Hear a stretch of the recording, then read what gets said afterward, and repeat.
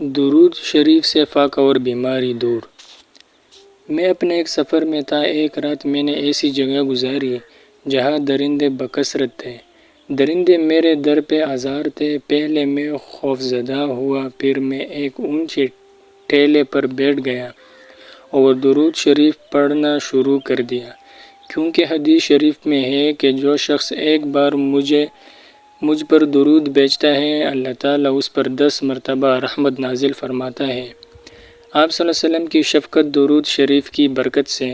ایک بزرگ کہتے ہیں کہ میں نے عبداللہ بن المکی کو یہ فرماتے ہوئے سنا کہ میں نے ابو الفضل الکولی کو یہ فرماتے سنا کہ ایک شخص خراسان سے آیا اور اس نے بتایا کہ رسول اللہ صلی اللہ علیہ وسلم میرے خواب میں تشریف لائے، حالانکہ میں مدینہ طیبہ میں مسجد میں تھا۔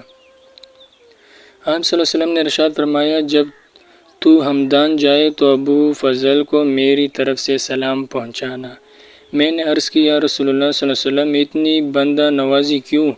ارشاد فرمایا، وہ مجھ پر ہر روز 100 مرتبہ یا اس سے زیادہ مرتبہ یہ درود پڑھتا ہے، اللہم صلی علی محمد النبی الامی وعلی آل محمد جزا اللہ محمد صلی اللہ وسلم انما هو اہلہ۔ ہاتھ کا ورم ٹھیک ہو گیا۔ ایک بزرگ عبد الرحیم بن عبد الرحمن رحمہ اللہ کہتے ہیں کہ ایک دفعہ غسل خانہ میں گرنے کی وجہ سے میرے ہاتھ میں بہت سخت چوٹ لگ گئی۔ اس کی وجہ سے ہاتھ پر ورم ہو گیا۔ میں نے رات بہت بے چینی میں گزاری۔ میری آنکھ لگ گئی تو میں نے رسول کریم صلی اللہ علیہ وسلم کی خواب میں زیارت کی۔ میں نے اتنا عرض کیا تھا کہ یا رسول اللہ صلی اللہ علیہ وسلم، حضور نے ارشاد فرمایا کہ تیری کثرت درود نے مجھے گھبرا دیا۔ میری آنکھ کھلی تو تکلیف بالکل جاتی رہی تھی اور ورم جاتا رہا تھا۔ لکوے کے مرض سے شفا۔ ایک بزرگ درود شریف کی فضیلت بیان کرتے ہوئے فرماتے ہیں کہ مجھے اچانک لکوہ ہو گیا۔ اس پریشانی اور بیماری کے دوران میں نے ہر روز 500 مرتبہ درود پاک کا ورد کرنا شروع کر دیا۔ ابھی درود پاک پڑھتے ہوئے 10-12 دن ہی گزرے تھے کہ اللہ تعالیٰ نے مجھے اس بیماری سے مکمل طور پر شفا عطا فرما دی۔ اس کے بعد سے درود شریف پڑھنا میرا معمول ہو گیا۔ بیماری شفا میں بدل گئی۔ ایک بادشاہ بیمار ہوا۔ بیماری کی حالت میں 6 مہینے گزر گئے۔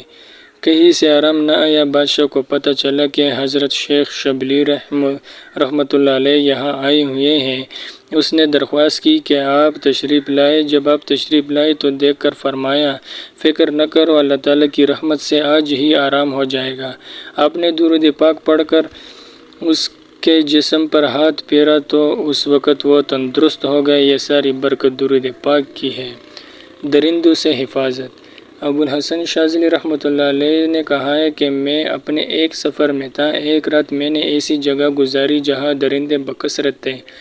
درندے میرے بالکل قریب تھے۔ پہلے میں خوفزدہ ہوا، پھر میں ایک اونچے ٹیلے پر بیٹھ گیا اور درود شریف پڑھنا شروع کر دیا، کیونکہ حدیث شریف میں ہے کہ جو شخص ایک بار مجھ پر درود بھیجتا ہے، اللہ تعالیٰ اس پر 10 مرتبہ رحمت نازل فرماتا ہے۔ اس لیے جب اللہ تعالیٰ مجھ پر رحمت فرمائے گا تو میں ساری رات اللہ تعالیٰ کی حفاظت میں گزاروں گا۔ درندے مجھے کوئی نقصان نہیں پہنچا سکیں گے۔ میں نے ساری رات درود پاک پڑھنے میں گزار دی اور ساری رات میں کسی چیز سے نہیں ڈرا۔ اللہ تعالیٰ نے ساری رات درود پاک کی برکت سے میری حفاظت فرمائی۔ فضائل درود شریف۔ درود پاک کی برکت سے فاقہ دور ہو گیا۔ ایک بزرگ حضرت شیخ ابو الحسن بن حارث لیثی رحمہ اللہ علیہ، جو کہ پابند شریعت اور متبع سنت اور درود و سلام کی بہت زیادہ کثرت کرتے تھے، فرماتے ہیں، مجھ پر گردش کی دن آ گئے، فکر و تنگ دستی یہاں تک بڑھی کہ فاقہ کی نوبت آ گئی۔ اس عالم فاقہ مستی میں عید کی رات آ گئی۔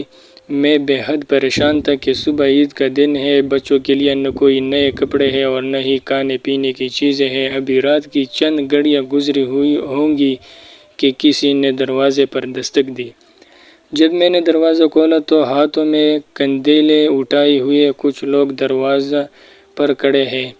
میں بہت پریشان تھا کہ نہ جانے اس وقت یہ لوگ کیوں کھڑے ہیں کہ ان میں سے ایک خوش پوش شخص جو اس علاقے کا رئیس تھا آگے بڑھا اور اس نے بتایا الحمدللہ میں ابھی سو رہا تھا کہ میری قسمت کا ستارہ چمک اٹھا۔ کیا دیکھتا ہوں کہ شہنشاہ کونین صلی اللہ علیہ وسلم میرے غریب خانے پر تشریف لائے ہیں اور مجھ سے فرما رہے ہیں کہ ابوالحسن اور اس کے بچے بڑی تنگ دستی اور فقر و فاقہ کے دن گزار رہے ہیں۔ تجھے اللہ عز و جل نے بہت کچھ دے رکھا ہے، جا اور جا کر ان کی خدمت کر، اس کے بچوں کے لیے کپڑے بھی ساتھ لیتے جا اور کچھ خرچ بھی دے آنا کہ وہ اچھے طریقے سے عید کر سکے اور خوش ہو جائے۔ یہ کچھ سامان عید قبول فرمائے اور میں درزی کو بھی ساتھ لیتا آیا ہوں، آپ بچوں کو بلائے تاکہ ان کے لباس کا ناپ لے کر ان کے کپڑے تیار کر دیے جائیں۔ پھر اس رئیس نے درزیوں کو حکم دیا کہ پہلے بچوں کے کپڑے تیار کر اور بعد میں بڑوں کے، لہٰذا صبح ہونے سے پہلے سب کچھ تیار ہو گیا اور صبح گھر والوں نے خوشی خوشی عید منائی۔ درود پاک کا نور آسمان تک۔ ابوالقاسم مروزی کہتے ہیں کہ میں اور میرے والد رات میں حدیث کی کتاب کا مطالعہ کیا کرتے تھے۔ خواب میں دیکھا گیا کہ جس جگہ ہم مطالعہ کیا کرتے تھے اس جگہ ایک نور کا ستون ہے جو اتنا اونچا ہے کہ آسمان تک پہنچ گیا۔ کسی نے پوچھا یہ ستون کیسا ہے تو بتایا گیا کہ وہ درود شریف ہے جس کو یہ دونوں کتاب کے مطالعے کے وقت پڑھا کرتے تھے۔ ہر چیز کی چابی درود شریف۔